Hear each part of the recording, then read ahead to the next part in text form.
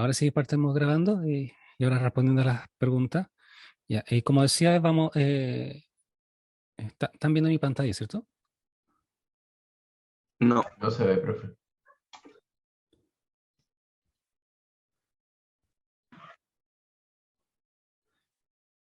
Ya, voy aquí ordenando un poco muchas cosas. Ya, la primera pregunta que nos hizo Gustavo es sobre la clase de cosmología, eh, que, eh, que no estás, y de hecho yo diría que la clase es un poco más compleja. Vamos a ver las notas al tiro. Esta clase igual la hice algo distinta a lo usual, eh, porque le hice que vieran unos videos. No sé si, para los que estuvieron presentes, no sé si se acuerdan, que estuvimos viendo un video en la clase. ¿Ya la ven? Sí, sí se ve. Sí. Ya. Esta fue la última clase, cosmología, y la primera parte que le hablé era el concepto del universo observable. Y ahí partí con una analogía de que nosotros podemos ver hasta cierto límite. ¿Por qué? Porque la velocidad de la luz es finita y el universo tuvo un comienzo. Entonces, aquí yo traté de describir con unas pelotitas de que alguien que manda un mensaje de aquí a allá y que toma un tiempo, de que si uno está acá y, y el tiempo que demora en mandar un mensaje de aquí hasta allá es la edad del universo, no podría mandar mensajes que estuviera acá. O si esto estuviera brillando, la luz que viene de este objeto nunca llegaría a este otro porque la edad del universo no da para que viaje esa distancia. Entonces uno puede definir como un universo observable hasta donde uno puede ver. Entonces, ahí entender ese concepto es un punto importante, clave de esta clase. Bueno, hay varios aquí. El otro era el tema del que no existe centro del universo. Y aquí les puse la analogía, cómo se ve que el universo se expande, donde les junté estas dos diapositivas y la traté de alinear, donde ahí se ve como que, a ver, lo pone un poquito más claro. Eh, Ahí esto es como si el universo estuviera, el centro estuviera ahí, porque como que todos se están alejando de una de la otra. Pero si yo lo muevo, eh, no, estoy cambiando el tamaño. Si yo muevo la alineación a otro punto, como que empiezo a mover el centro a otra parte. Por ejemplo, ahora está acá abajo. Y simplemente es alinearlo un poco distinto una de otra, que donde esta simplemente es mucho más grande, un poquito más grande, más estirada, por así decirlo, que la anterior. Entonces, el hecho de ver de que todas las galaxias se alejan unas de otras, que era un concepto que se veía en la clase anterior de galaxia, simplemente se explica porque el espacio entre todas las galaxias, o como las galaxias, se va aumentando, no porque haya realmente un centro del universo. Y después yo le hablé acá de esta caricatura de universo que es un universo en dos dimensiones. Esta es una idea, no es que el universo sea así, es una idea para tratar de entender estos conceptos de un universo plano, con galaxias planas, personas planas, etcétera, y que el universo estuviera como encerrado en esta esfera que va creciendo. El espacio va aumentando en esta esfera. Sirve como una especie de analogía, pero hasta ahí nomás sirve. ¿Por qué? Porque en esta analogía el universo es finito o cerrado, con una curvatura cerrada. Y, y a ver una pregunta a ustedes. Es, eh, ¿Cuál es la curvatura que tiene nuestro universo, al menos las mediciones que apuntan?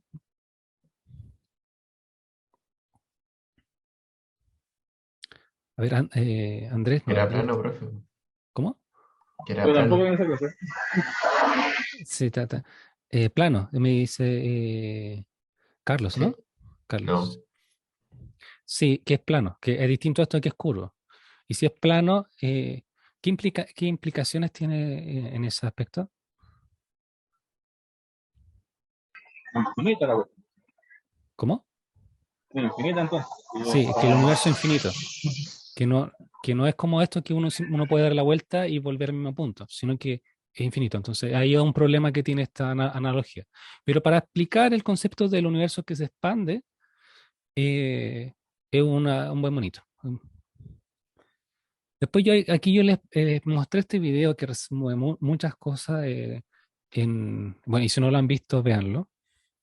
eh, del el problema de la teoría, de cómo la mayoría de la gente entiende el Big Bang, eh, que piensa que es bueno, aquí decía, Laura hablaba de infinito, que, que partió en un punto en el espacio y que eso explotó, y esa idea, destruirla, que no es correcta, y entenderla como simplemente la expansión del universo, no hay centro del universo, siempre ha sido infinito, etcétera.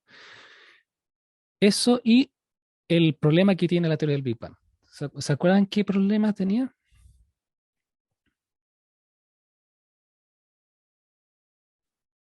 Que no podía explicar pasado a cierto punto. Era como un horizonte. Había un problema interpretativo que la gente hacía, que era tratar de extrapolar mucho el universo hasta, a ver, buscamos un monito de esto, del cómo el universo se expande. Ya. Este monito de cómo se va expandiendo el universo, que llegaba hasta un cierto punto acá, la gente podía tratar de extrapolarlo hasta todo estaba concentrado en un punto infinitamente pequeño, lo cual eh, la teoría en cual se basa el Big Bang, que la relatividad general no puede hacer. Eso era un problema de interpretación realmente. Pero el otro problema tenía que ver con que el universo era demasiado homogéneo en todas partes, tenía la misma temperatura en todas partes, siendo que una zona en el universo no tiene que estar relacionadamente conectada con la otra. O sea, que una parte de aquí del universo no necesariamente tenía que saber lo que pasó con el otro, con este otro. Pero aún así los dos eran prácticamente iguales, con diferencias muy pequeñas. Y tratar de explicar de por qué eh, esa igualdad en las condiciones, si uno extrapolaba hacia el pasado, ocurrió siendo que no había forma de haber comunicado esa información. Eso no lo explica el Big Bang, sino que se tuvo que decir como parchar o hacer una modificación al Big Bang, con lo cual nosotros llamamos la teoría de la eh, inflación, que es una extensión del Big Bang. Y para eso está este otro video que también lo invito a ver, donde habla un poco, explica de nuevo el problema, habla de quién se le ocurrió y el problema que tenía que ser un proceso rápido, que se apagara rápido, y por eso hablo del diagrama, el cambio de fase con el ejemplo del agua, que es un ejemplo físico que ocurre de cuando hay un cambio brusco. Y, eh, y después seguía simplemente bien la teoría. Bueno, mencioné un poco la paradoja de Olbers. Aquí en concreto era que est- eh, este pensamiento nos decía de que el universo no podía ser al mismo tiempo, a la vez, infinito y eterno. O sea, una de las dos cosas tenía que ser falsa. O tenía un comienzo o era finito. Y los modelos actuales hablan de que tuvo un comienzo. El, Después aquí yo hablé un poco de los pasos. Aquí yo lo resumí en cuatro. Esta es una versión más compleja, de hecho uno puede irse más al detalle, pero estos son como lo más simple. Problema es la inflación. Después viene eh, aquí donde se forman las primeras partículas, las fundamentales, las básicas, que son estas de la tabla, esta más fundamental, con los quarks, los leptones Después aparecen los protones y neutrones bien conocidos por ustedes, que se llama el confinamiento de quarks, es cuando se juntan y forman estas estructuras más complejas que el protón y el neutrón. Y después viene la nucleosíntesis, cuando el universo ya es como una baja temperatura suficiente para ser como una estrella. Y, y finalmente cuando ya la materia se desacopla, se separa de la radiación, o una formación de la luz, y ahí sigue su camino en forma independiente. Se llama la recombinación. Un mal nombre porque, eh, pero, pero es cuando se libera la última, la luz más antigua que podemos ver, que el fondo de radiación cósmico, que eso fue hace 380.000 años. Entonces, en resumen, son estas 4 fases. Aquí después había un poco más de detalle qué es el CMB, el Fondo de Radiación Cósmico, qué significa que pasa este cambio, cómo se libera, qué se ha medido, cómo ha mejorado la resolución de la imagen, la última imagen, que no es exactamente igual en todas partes, pero y eso tiene sentido porque se formaron galaxias después, el universo no sigue siendo perfectamente homogéneo. Y aquí un poco hablé de la inflación, qué problema resuelve, que yo lo acabo de comentar. Eh, un poco también de la curvatura. Aquí esto no lo tomé, no hablé mucho, así que probablemente no, pero pregunté esto. Eh, y, pero sí, ¿qué problema resuelve podría ser una pregunta eso. Por ejemplo, eh, ¿qué problema tenía de la teoría tenía el Big Bang y cómo la inflación lo pudo resolver? A ver, Gustavo. Profe. Gustavo, no sé si me has estado siguiendo. Sí, sí, perfecto. ¿Serías capaz de responder esa pregunta ahora? Sí, yo creo que sí. Sí, tenía como el mayor problema con respecto al tema del inicio del universo, que eso no lo entendía. Como que no sabía cómo diferenciar el punto como de la perspectiva de un universo con el otro y ver hasta dónde podía llegar. Eso no lo tenía, no sabía.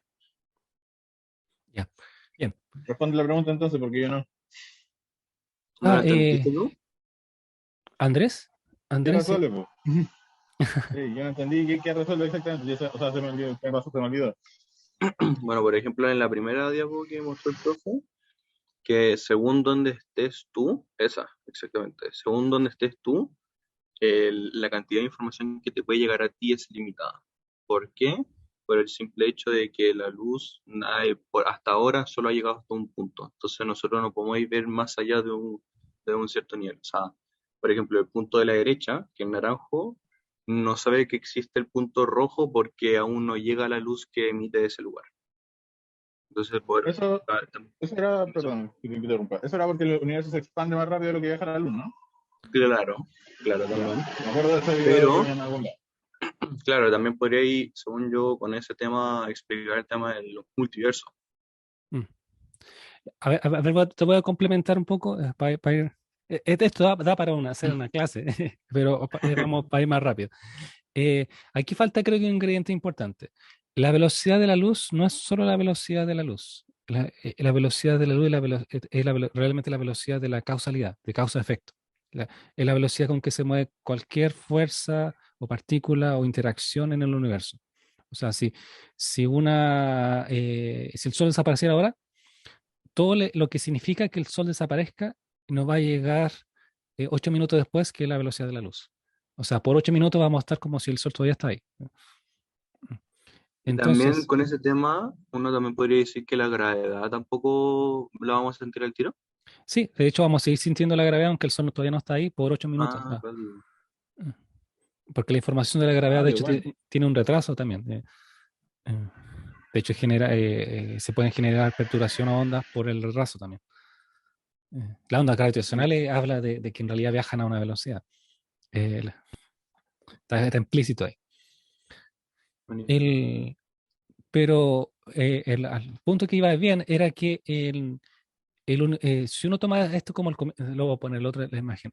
Si este era un pedazo del universo, que solo la cantidad de información que podía ver era de este tamaño, para este universo, el resto del universo, en la práctica no existe. ¿Por qué? Porque eh, no hay nada con el cual uno pueda interactuar o saber o afectar ese universo. Es como hablar de que, no sé, hay un universo paralelo, pero que en realidad no hace nada con nosotros, ¿no? Y nosotros no podemos hacer nada con él, entonces en la práctica es lo mismo que si no existiera. Entonces el problema es cómo es que si este universo era independiente, completamente independiente, este pedazo de universo, estaba en sincronía con el otro. ¿Puede ser posible que con el nuevo telescopio, el James Webb Telescope, en la zona amarilla haya incrementado? Eh, o sea, ¿Sería posible que con el James Webb Telescope podrías ver un objeto que se demore más tiempo que o sea, que esté más lejos que lo que le demora la luz en llegar a nosotros? Ah. Bueno, No, pues igual necesita la luz. o sea, Claro, pero como el no, rango, pero tiene un punto, sí. Es como la respuesta sí, no, depende de a qué exactamente te refieres.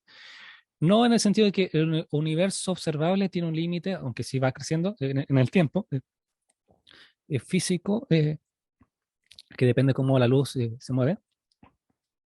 Entonces, no va a cambiar eso, porque lo que nosotros vemos siempre es simplemente la luz que está con nosotros, uno llega, que está en el ojo o en el telescopio. No la luz que está, uno no ve la luz que está allá, uno ve la luz que está en el ojo.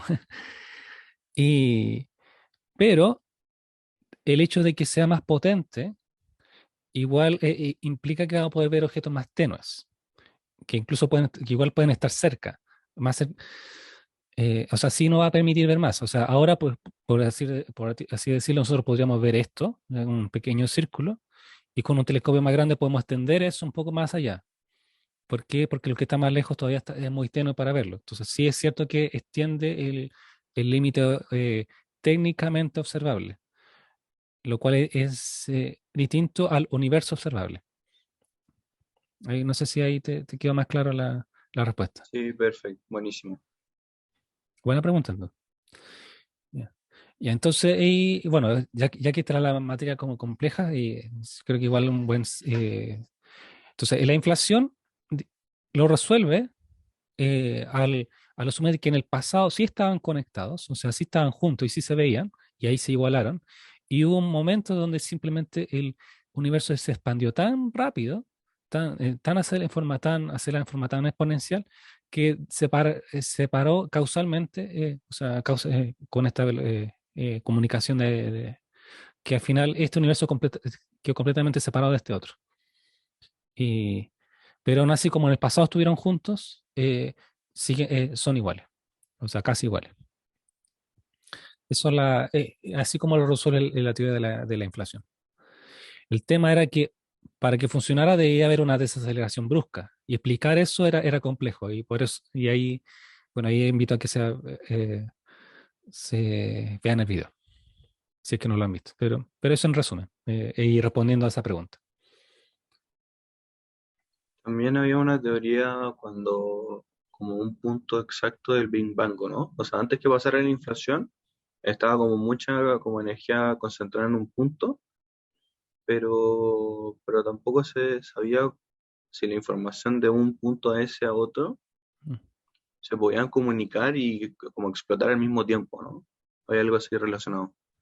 Sí. El tema de comunicar es como, en realidad no es que uno esto hay más un sentido físico de que hay una interacción entre ambos, o sea, que afecte uno al otro, no es que se estén mandando el mensaje literalmente. Ah, no, claro. Sí.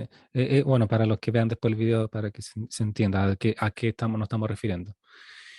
Y, y bueno, sí, había una comunicación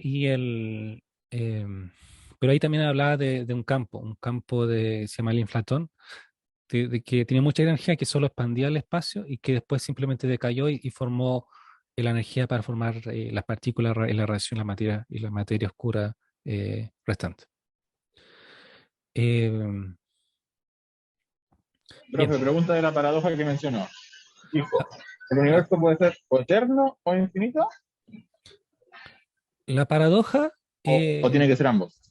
Para que no, sea, ¿tiene que ser eterno para que sea infinito? mira, la paradoja que se hizo hace tiempo, por eso, y lo usó usando estrellas, pero uno podría hacer lo mismo, pero pensando en galaxias, es que si- asuma primero dos cosas ciertas. Dice que el universo es infinito y el universo es eterno. O sea, todas las galaxias han tenido tiempo suficiente para que su luz recorra todo el universo. De modo que uno puede ver todas las galaxias que existen en el universo hasta el infinito. Si eso fuera el caso, y aunque las galaxias estuvieran bien separadas unas de otras, mientras más uno viera hacia, a ver, lo voy a poner uno podría ver las estrellas cercanas, las galaxias cercanas, después la más alejada, mientras más uno mirara en las galaxias, si bien se verían más tenues, más pequeñas, pero habría más, porque uno estaría mirando un espacio cada vez más y más grande.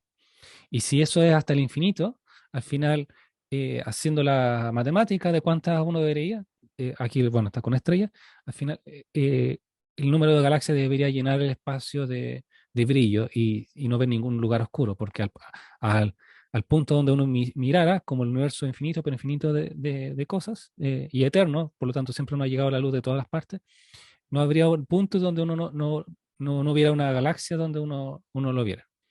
Uno pudiera encontrar a cierta distancia. Ya, Entonces, y eso entonces, no, definitivamente las teorías dicen ahora que no es eterno, porque no es infinito, porque si no se estaría todo encendido. o sea, la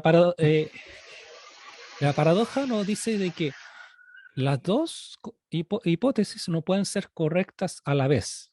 Una de ellas, esta paradoja no dice cuál, pero una de ellas tiene que ser falsa. O es finito o tuvo un comienzo, o no es eterno. Ah, ya, perfecto. Ya, porque con cualquiera de las dos uno puede arreglar este problema. Y el modelo actual habla que tuvo un comienzo. Entonces, y por eso, y de hecho tenemos un universo de nuevo, un universo observable eh, y que no, y que tiene un límite, y uno no puede ver hasta el infinito y más allá. Ah, Ya, buenísimo, me quedó clarísimo. ya, Romina pregunta, ¿qué es lo que hizo expandirse? Bueno, para ser eh, más exacto, no se sabe.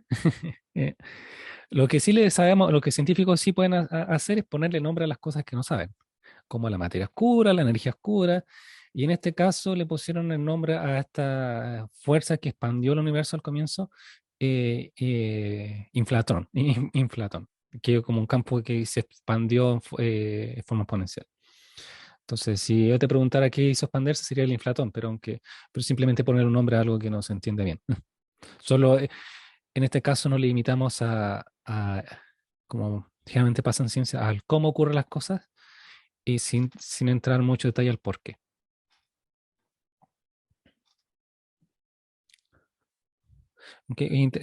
Buena pregunta. ¿Qué se entendió, Romina?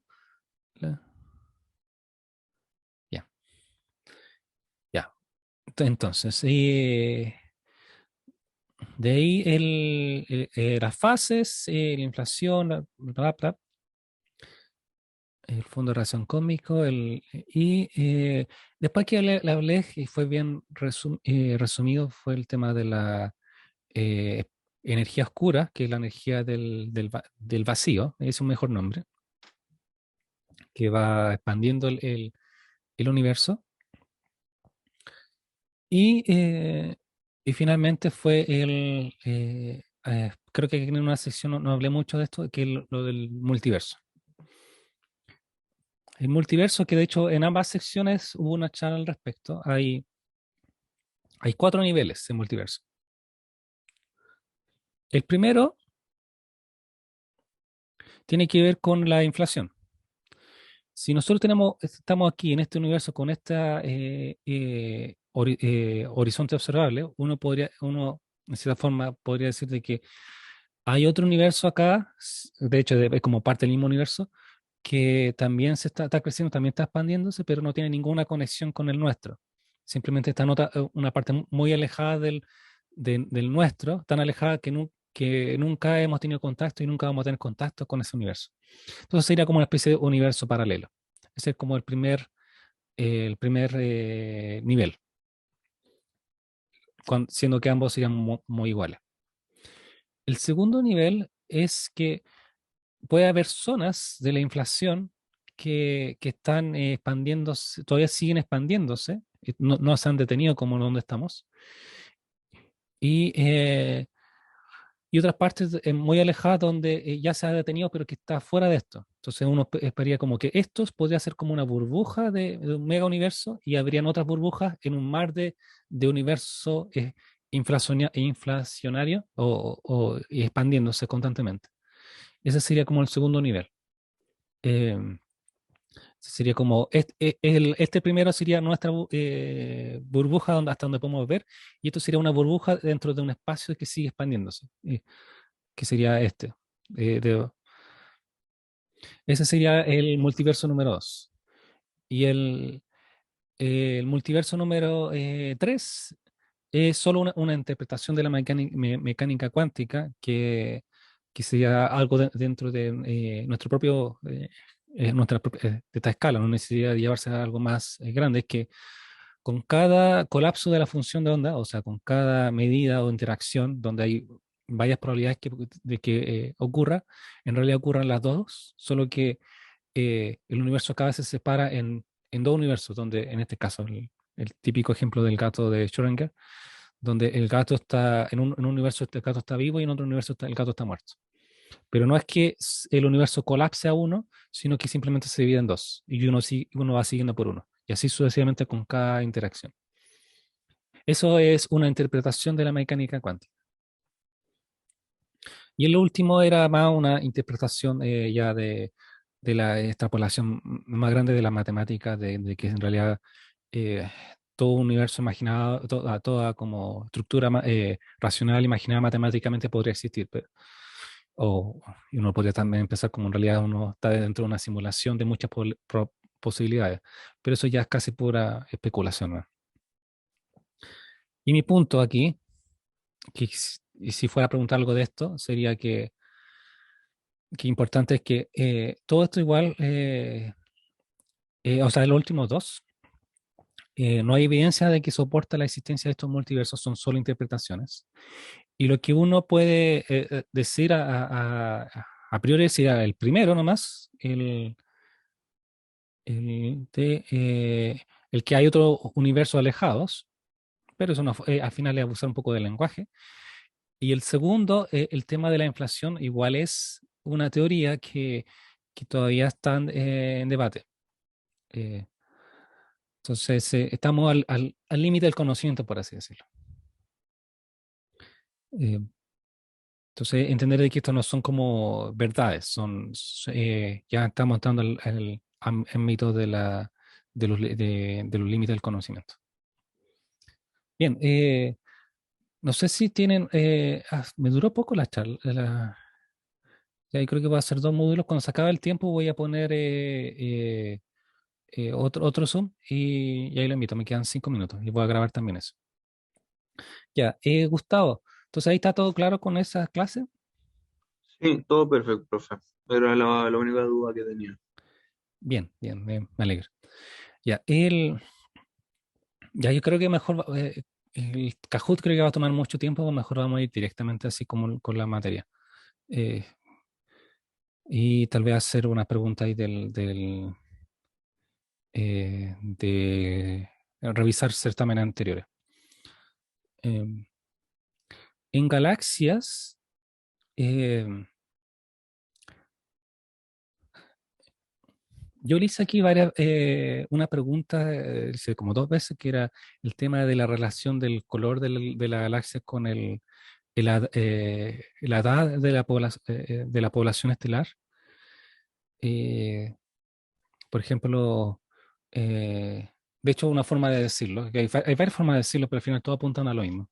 Podría yo escribir la pregunta de varias formas, pero, por ejemplo, eh, ¿por qué por qué el ver el centro galáctico amarillo o más rojizo implica que no hay formación estelar?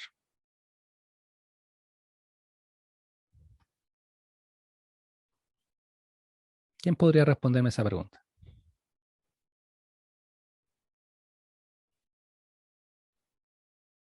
¿Podría repetirle de nuevo, profesor?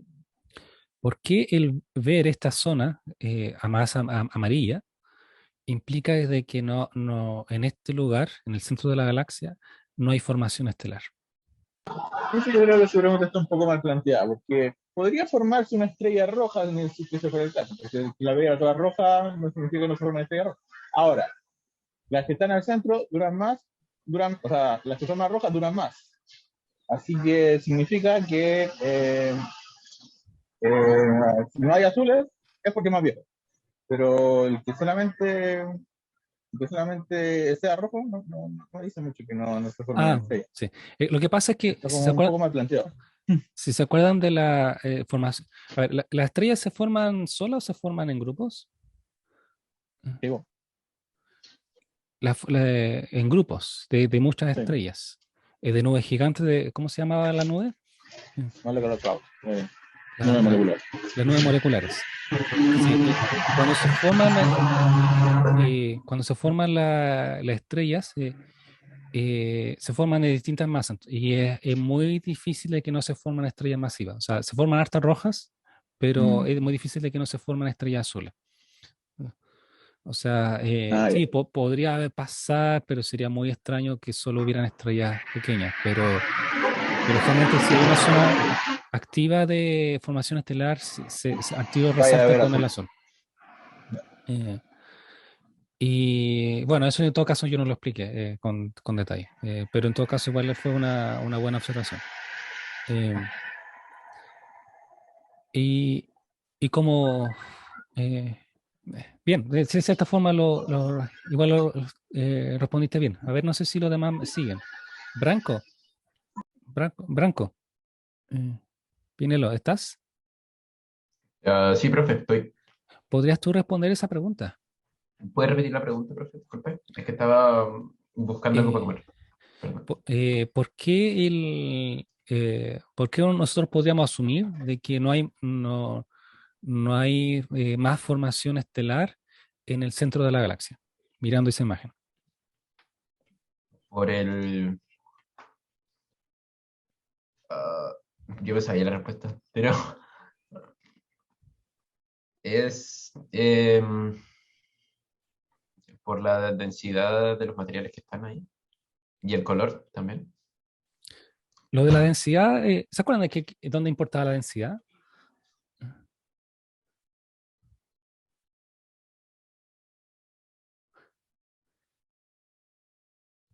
No, creo, a ver, bueno, me queda menos de un minuto. Aquí el color, pero aquí, yendo rápido, el color nos dice que aquí no hay estrellas azules. El hecho de que no haya estrellas azules significa que no, ya que ellas viven poco, que son las más grandes y las más brillantes, significa que no se están formando. Y por eso y si hay un espacio para que se forman estrellas, deberían al menos aparecer unas pocas y notarse porque son las más brillantes, son las más calientes, las estrellas azules. Eh, y con respecto a la densidad, probablemente estás confundiendo con el tema de la formación estelar, que igual también es un tema que deberíamos revisar.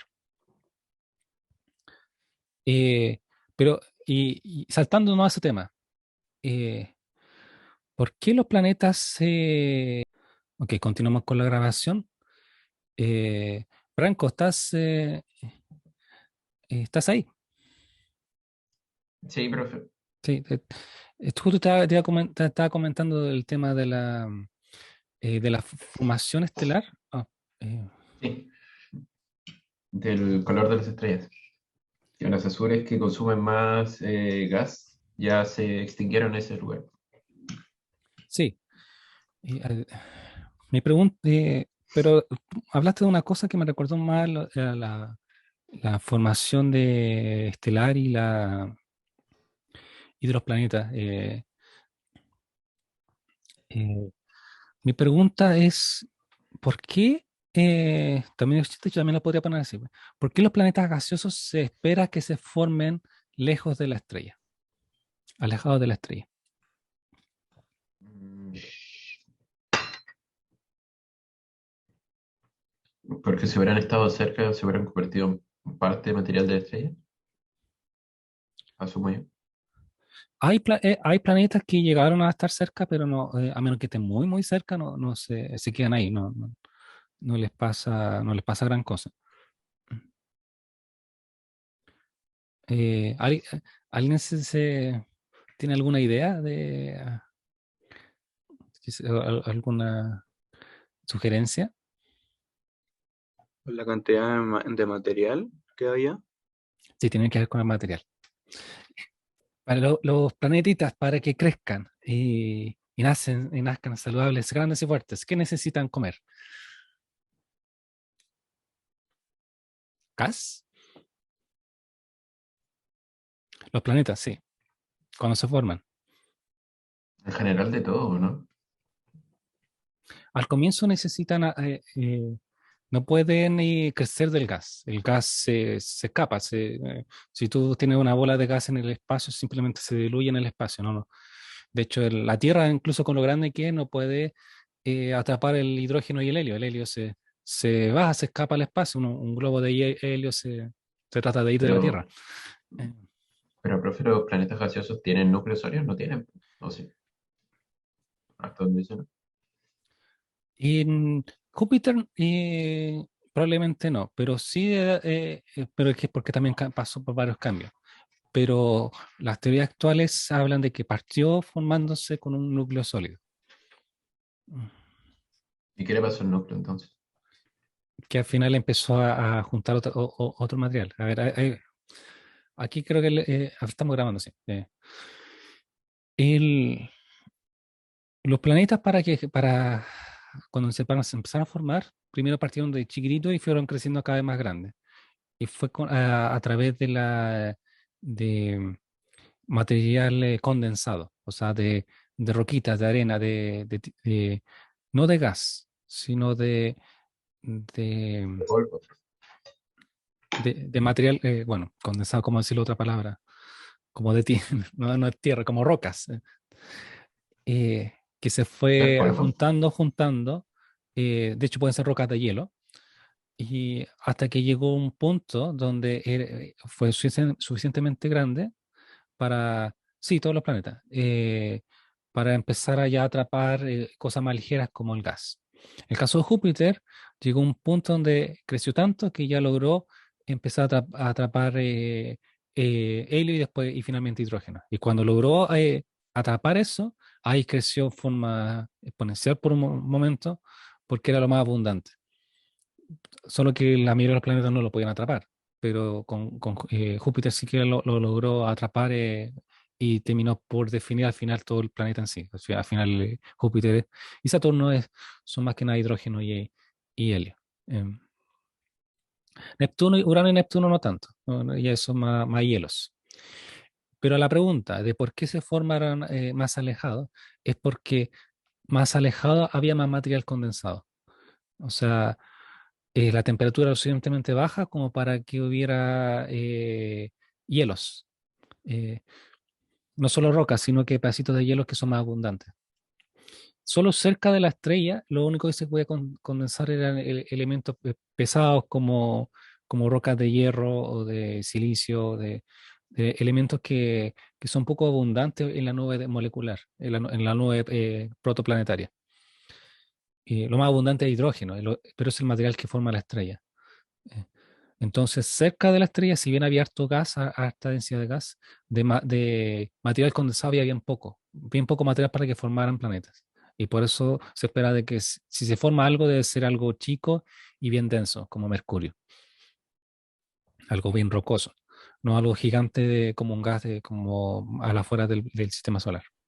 Pero, profe, ¿no existen las estrellas en los sistemas binarios? Tienen ¿Mm? como dos estrellas. ¿Sí? ¿Eso no es como una excepción a eso? Es que cuando se empieza a formar la estrella, a veces la nube que está colapsando se fragmenta o se producen inestabilidades en la misma nube que las rompen dos y es donde pero quedan juntas y terminan formando dos estrellas. O sea, en realidad no se forma una estrella, se forman dos. Mm. Y ahí y de hecho ahí es difícil que se forman planetas, aunque pueden haber. Pero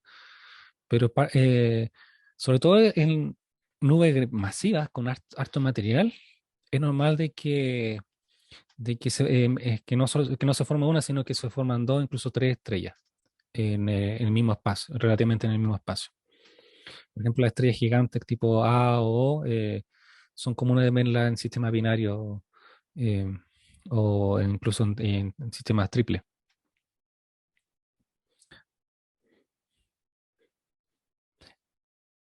No sé si eso te responde la pregunta. Sí, profe, que más claro. Ya, bien, bien. Entonces, ahora volvamos a lo que te estaba compartiendo. Ya. Entonces, bueno, la estructura de la galaxia, bueno, todas estas preguntas de grupales yo puedo repetirlas también. Lo de los Kahoot que hemos hecho también, aunque de hecho tengo que compartirles los Kahoot, un link, eso lo voy a hacer al terminar la clase, a terminar este repaso, para que lo puedan revisar también. Ya, aquí, otra pregunta, a ver cómo les va. Díganme alguna evidencia que apunte de que existe la materia oscura. Al menos una.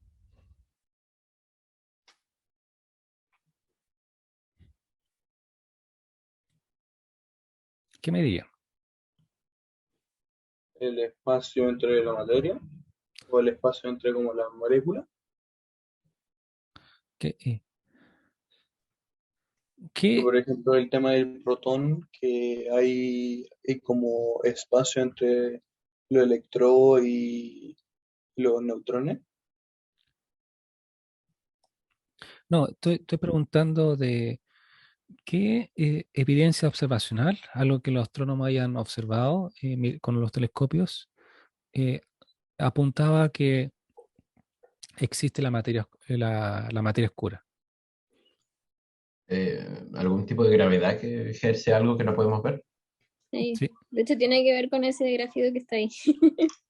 No sé si lo notan, que a veces, no sé si lo notaron en las clases, que generalmente cuando yo hacía una pregunta y la respuesta está en la pizarra, pero poco miraban la pizarra, bueno, el PPT.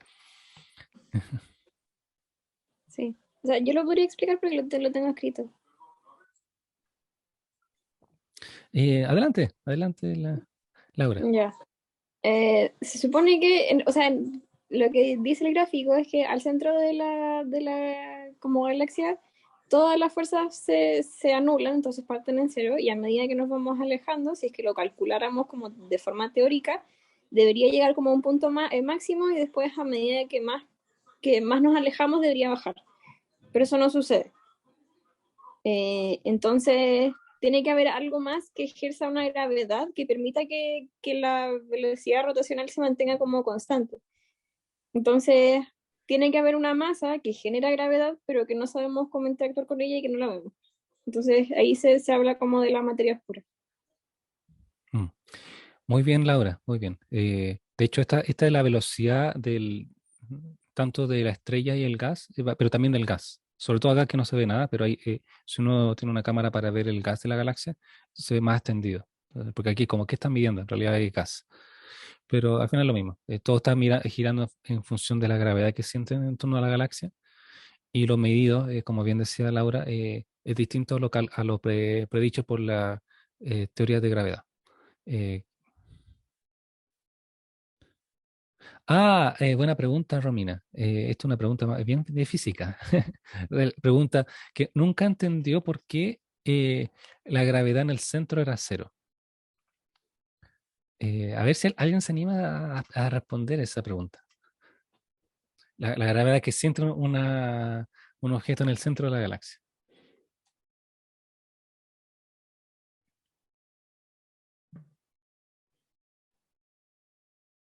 ¿Nadie? O sea, yo lo pensaría como, imagínate que estás en el medio de un montón de cuerdas que te tiran hacia todas partes, arriba, abajo, al lado, diagonal. Entonces, al final como que te tiran de forma tan uniforme que quedas en cero y te quedas como situado. Sí. Hay una buena analogía con una pequeña corrección. Las cuerdas están apuntando, están tirando desde el mismo punto. Porque Sí, si estiran desde puntos distintos, uno está haciendo como una fuerza marea, o sea, uno está estirando el objeto. Pero si son desde sí, exactamente el mismo punto, al final es como que una cancela la otra. Eh, exacto. es como ahora que yo estoy, no es un buen ejemplo. A ver, si yo tengo un imán y yo con un imán empujo una cosa en una dirección, pero atraigo otro imán, eh, los de otra dirección, al final, entre los dos van a generar distintas fuerzas que pueden cancelarse unas con la otra. Y al final, el estar quieto el objeto. Mm. Entonces, no es que se estiren, no es que aquí se despedacen las cosas, pero sí es una buena analogía. Entonces, como siente la gravedad de todos los objetos que están alrededor en ambas direcciones, en todas direcciones, va a sentir prácticamente va a sentir una fuerza de gravedad.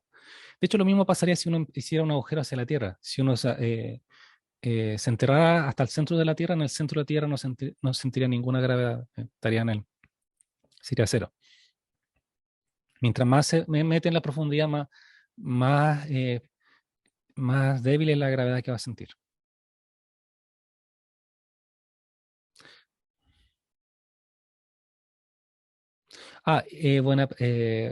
Otra pregunta, buena pregunta. ¿Qué tiene que ver la gravedad con la velocidad? Sí, son buenas preguntas de física. Estamos asumiendo en la galaxia, todos estos objetos no se sienten la gravedad de la galaxia, pero no se caen hacia la galaxia, están orbitando, como los planetas en torno al Sol, la Luna en torno a la Tierra, los satélites en torno a la Tierra, eh, la estrella en torno a la galaxia, sienten la gravedad de la galaxia, pero no se caen hacia el centro de la galaxia. Están orbitando porque ahí viene otra pregunta que también yo le hice y de hecho podría repetir. ¿Por qué los satélites no se caen al centro de la Tierra? ¿Por qué no se caen?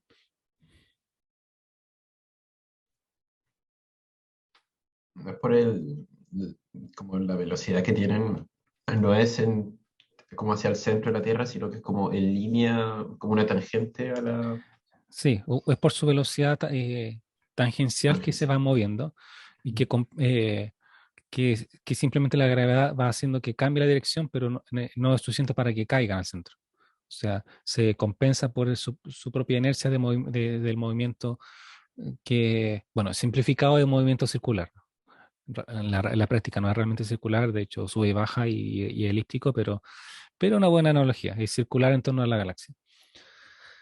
Y eso compensa la fuerza que siente de la gravedad. Pero mientras más fuerte sea la gravedad, más rápido tiene que ir moviéndose, para compensar eso. Entonces, por eso es la relación entre la velocidad de rotación y la gravedad que siente. ¿Quedó claro ahí, Romina? ¿Romina te quedó claro? Bueno, ahí me dice Branco que sí. Sí, bien. Ya, otro ejemplo de cómo sabemos que está la materia oscura que existe tiene que ver con los lentes gravitacionales.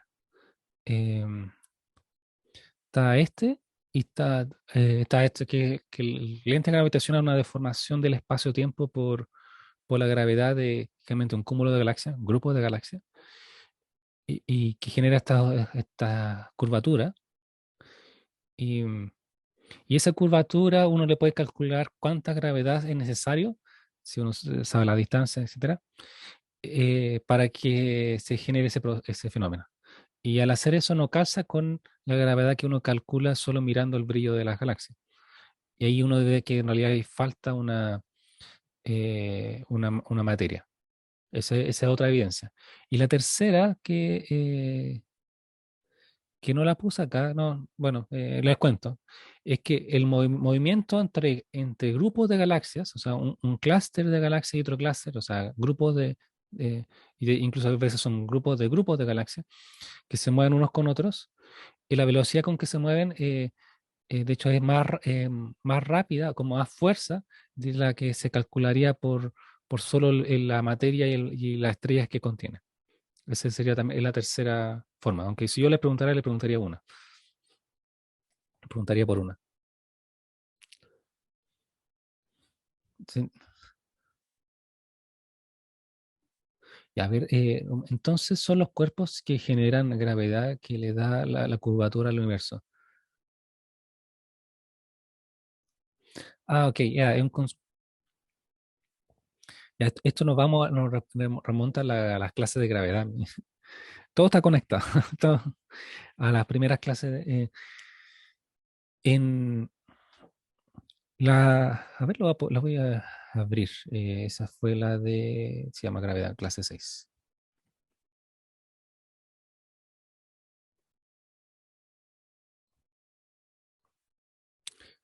¿Cómo nosotros entendemos la gravedad? Ha cambiado en el tiempo, cada vez más, mejor y más refinado.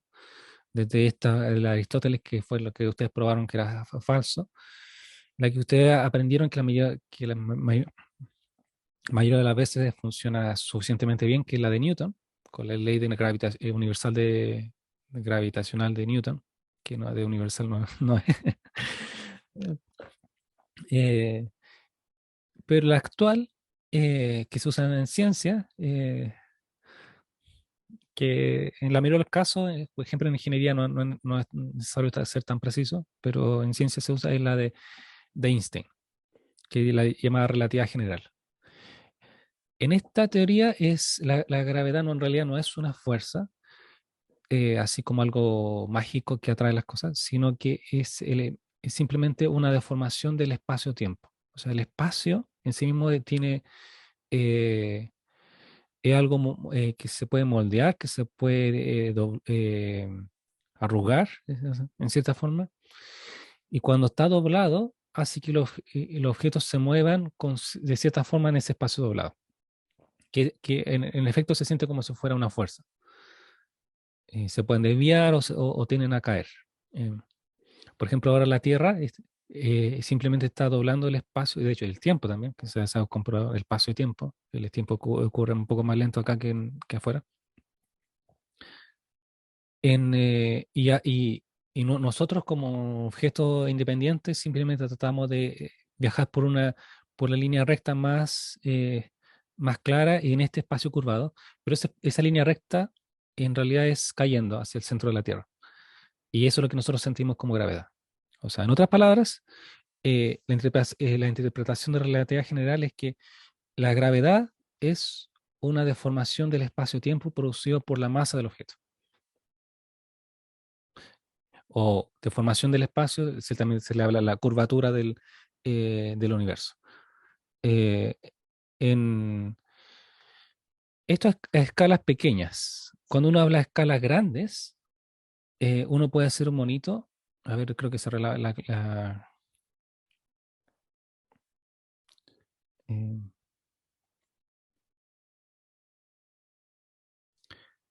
asumiendo de que todo el universo es a escala gigante homogéneo. O sea, la deformación al final va a ser homogénea y que dependiendo de cuánta masa haya, puede ser que en realidad el universo sea cerrado, o sea, esté deformado como una esfera, o plano o abierto. A eso se le refiere con la curvatura del universo. Esto ya es una extrapolación a gran escala, no a chicas, que es eh, como lo estuvimos viendo al comienzo.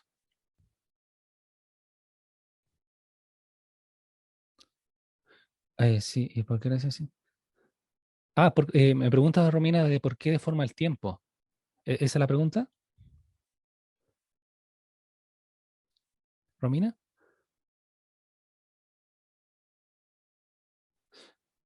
Ya, de hecho, se vio que esto de nuevo con la relatividad general, de que el espacio y el tiempo no son independientes, están relacionados unos con otros. Como lo mismo pasa con la materia y la energía, que uno puede convertir de hecho uno puede convertir materia en energía y energía en materia. Cuando uno deforma, o sea, por por ejemplo, movimiento, o sea, perdón, por una materia, de gravedad, uno deforma el espacio, también deforma el tiempo. Están relacionados. Y, y lo que los une es que todo se mueve siempre, todo en cualquier sistema de referencia se mueve, la velocidad que va a ver de la luz o de la causalidad va a ser siempre el de la luz, que va a ser constante. Bueno, en resumen es que las dos cosas están conectadas. Entonces, si uno cambia uno, también cambia el otro. Pero estamos hablando de cosas bien poco perceptibles, a menos que uno se acerque a un agujero negro o viaje muy rápido a velocidades cercanas de la luz. Algo como, no sé, interestelar, ahí se veía la deformación del tiempo también.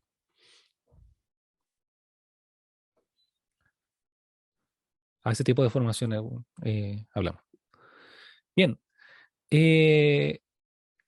siguiendo, entonces tenemos la materia oscura, la energía oscura, ya lo expliqué.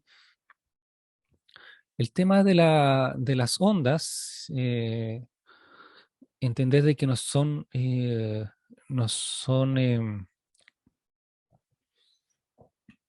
no están compuestas por las mismas estrellas, sino que son sobredensidades de estrellas. Eso también.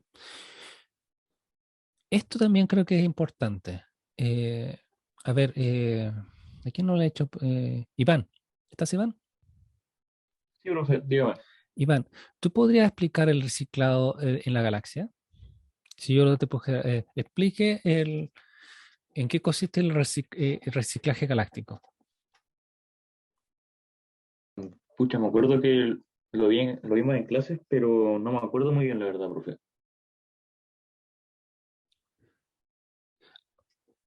¿Qué tanto? A ver, Brian, Brian, ¿te acuerdas un poco de este punto? Un poco, que lo vimos muy rápido. ¿Qué te acuerdas? Veamos que cuando hay formación de estrellas ¿Mm? y cuando mueren y se convierten en supernovas, liberan gas y eso hace que todo el ciclo trae. De hecho, aquí hay dos puntos claves, vas bien. Uno es que es un ciclo que se repite una y otra vez. El segundo es que hay un reciclaje. ¿Reciclaje de qué? ¿Qué es lo que se está reciclando? El gas El gas. Bien, ¿el gas para qué? para crear nuevas estrellas. Exacto. Es un proceso para formar en forma reiterada, repetitiva, nuevas estrellas. Desde las estrellas que nacen y mueren y después vuelven a... Es como de polvo, me recuerda un poco como de polvo eres, de polvo serás. Un reciclaje. Sí. Y ahí también le hice una pregunta en las clases, a ver si se acuerdan. ¿Este proceso va a durar por siempre? No, ¿Por qué no? porque se va perdiendo un poco los gases. ¿En qué se pierden? En la creación de la estrella, creo que mencionó que se perdió un poco de material. Energía. La energía en radiación, o sea, la luz que nos emite el sol, sí, uno puede decir que en realidad es como una materia que se pierde, porque está cambiando de hidrógeno a helio y hay una pequeña, un 0,07% que se pierde, pero en realidad es despreciable comparado con otras cosas que realmente hace que se pierda un porcentaje relevante de materia, pero no es ese. ¿Alguien se acuerda? Es el gas, o sea, la materia que se queda en el núcleo de la estrella. Y eso de hecho le decíamos, le dije otro nombre, ¿no? ¿Te acuerdas cómo? Mm, eh, ¿O algún no sé, ejemplo? es como una enana gris así, o un café que ya dejó de ser estrella, que es como el remanente de la estrella. Hay dos tipos de remanentes de estrellas, principalmente. ¿Cuáles? No, en realidad tres, ya, pero, eh, perdón.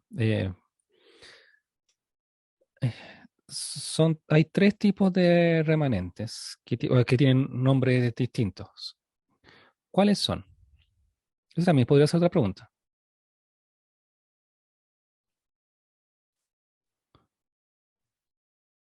Estoy mejorando la imagen de este del ciclo, que era lo que le había dicho, que esto deberían ser estrellas listas. Con eso se refiere, profe, a lo que una estrella puede terminar siendo o a lo que la estrella después de que se acabe va a terminar siendo. Lo que después de que se acabe todo su proceso de vida, en lo que termina siendo. Era una estrella de neutrones. ¿Ya ese uno? Está el agujero negro, es muy masiva. Sí, el agujero negro, ese uno, ese otro. Pero el más común, el que le va a pasar la mayoría de la estrella y en qué va a terminar el Sol. ¿En qué va a ser? Una enana ¿Es blanca. una blanca? Enana blanca, muy bien, enana blanca. Ya, enana gris no existe. Enanas Es que cafés, se me olvidaba el nombre. sí. Ya, enanas blancas son remanentes de la formación estelar. Son en materia, o sea, la enana blanca es harta materia, puede tener la masa del Sol o más. Ah, bueno, la enana blanca hasta 1,3, eh, pero estrellas de neutrones más y agujero negro más todavía.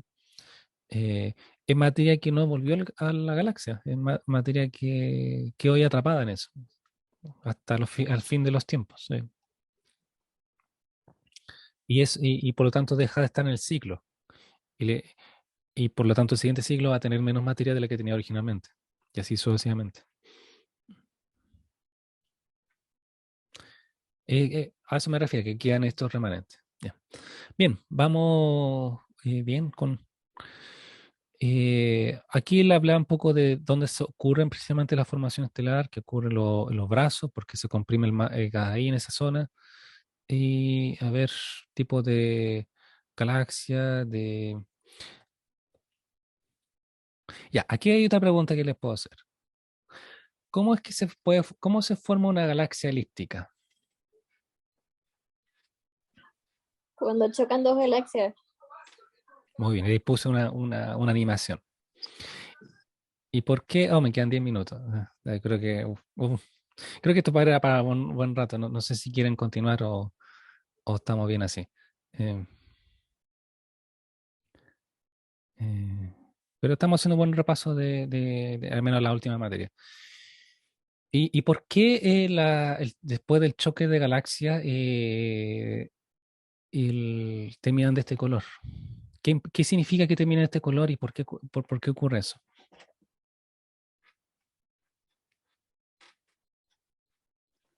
Es que en el choque, como que sí, me acuerdo que creo que en el choque también como que se producían como estrellas y cosas por el choque, entonces es que al final como quedan amarillas porque tienen menos materia como para crear nuevas cosas. Sí, ya yendo rápido, el, en el choque, como aquí les puse, aquí en choque, se ve harto azul acá y harto gas y polvo. Cuando chocan, chocan no solo, o sea, las galaxias, lo que sí uno puede hacer es chocar las nubes de gas. Y al comprimirse, se genera mucha nube molecular, se genera mucha formación estelar, se consume gran parte del gas, formando estrellas.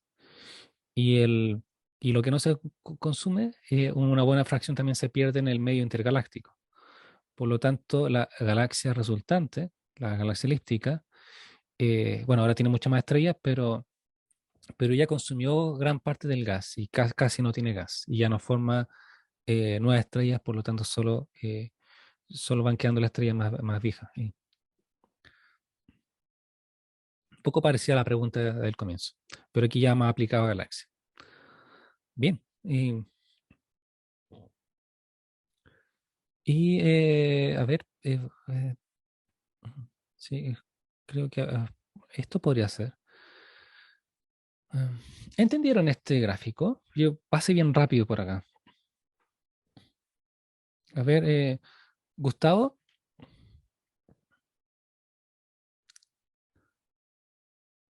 Sí, lo entendí perfecto, profe. ¿podrías explicarlo a tu compañera? Es...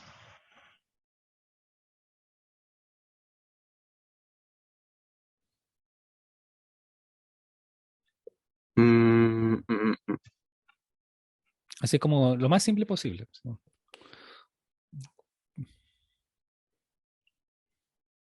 A ver, ¿cómo lo puedo explicar para que se entienda?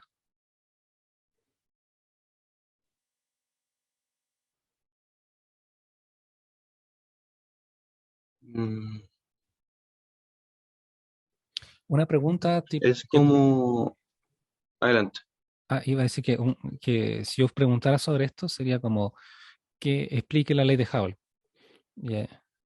Así como bien simple. ¿Qué significa la ley de Hubble? ¿No? Puede ser que a medida que una galaxia esté más lejos de nosotros, tiende como a ver como una mayor línea, como un margen de error, podría decirse. O sea, como de un tipo de, como de ángulo que esté, depende de qué tan lejos puede estar. Mm, No, no. Yo me acuerdo, Da- dale, ¿quién habló? Laura, yo. Dale, Laura. Dale. O sea, Hubble como que vio que las galaxias se estaban alejando y de que a más lejos, más rápido se alejaban. Pero esto no es como una velocidad como distancia partida en tiempo, sino es como Sí, distancia partida en tiempo, partida en distancia de Ah, nuevo. Entonces sí. como es una unidad de expansión al final. Sí, es muy bien, Laura. Muy bien. El, Fíjate que en las unidades, esto es distancia, que dice, mientras, cada puntito es una galaxia y, y mientras más nos movemos por el eje X, significa que está más lejos.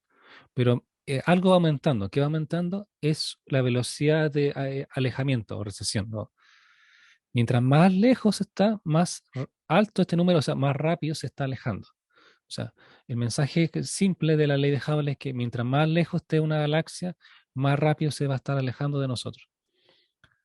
Eso es como lo más simple y rápido. Y es una forma lineal, en una recta, con un número.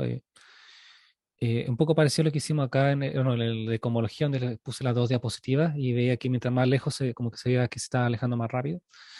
Esto, observaciones que se ven en las galaxias, dio pie al desarrollo del Big Bang. ¿Quedó más claro esto, chiquillos? ¿Quedó más claro? Sí, profe.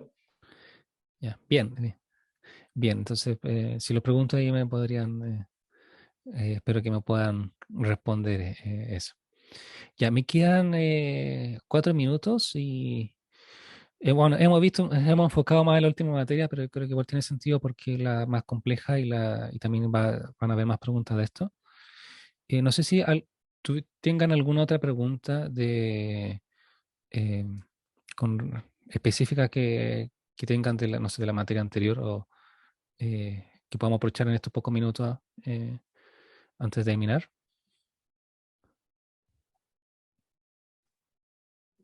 La verdad es que no, profe, pero como curiosidad, ese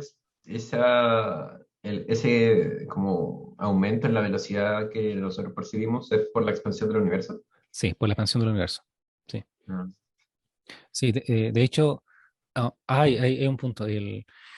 Algo que yo les podría preguntar es por qué, de dónde vino la idea del Big Bang.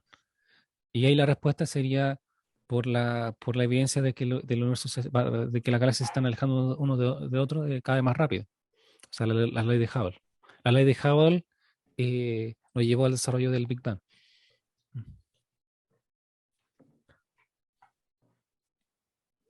Ya, entonces, ya que me quedan 3 minutos, eh, podría revisar un poco el tema del el certamen. Aquí había unas preguntas tal vez que Hago una pregunta, profe. ¿Va a dime. entrar fórmulas como el anterior certamen? Lo que podría hacer es repetir la pregunta de Kepler, pero en vez de un planeta podría ser una luna. Por ejemplo, tenemos Saturno, tenemos una luna que tiene un periodo, en vez de distancia, poner el periodo, y, y sabemos que hay otra luna que tiene otro periodo, calcule su distancia. Sería al final el mismo problema, pero, pero en función del Saturno con su luna o Neptuno. Si hay Ah, un problema de cálculo, sería repetir esto. y la otra pregunta, profe, ¿va a entrar algo sobre los científicos? Por ejemplo, como que mostró por un segundo una PPT en que salían como científicos que... La parte histórica, no Sí, era ¿no entra más para nada? darle un contexto. Ah, ya. Ya. ¿Por qué no ocurre la estación del año? Bueno, yo creo que es una pregunta básica que creo que no puede salir una estudiante de este ramo sin saberla. Sin sí que probablemente la ponga, pero supongo que todos la saben. Por la Y inclinación de la Tierra. sí, inclinación de la Tierra. Eh, muy bien. Veamos el certamen 2 de las preguntas. Más que nada son las preguntas de desarrollo, o si es que había una pregunta que les fue bien mal, pero no tengo claramente la estadística de eso. Eh, oh, eh,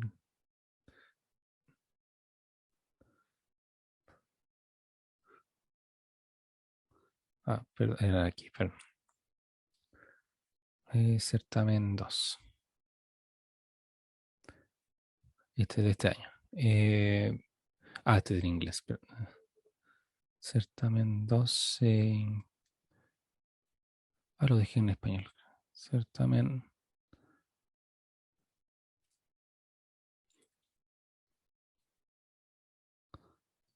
Pero igual no A creo ver, que alcancemos, queda menos de un minuto. ya, un minuto. Preguntas como esta podrían aparecer, porque ocurren, o sea, las preguntas del certamen de desarrollo podrían aparecer, ¿no? Alguna de ellas. Así que revísenlas si es que no la entendieron. Eh, eh, y bueno, sí, igual les quedaron hartas cosas porque es todo un ramo, pero al final, vean los videos de las enanas blancas, estrellas, neutrones y agujeros negros, porque es parte de la materia también.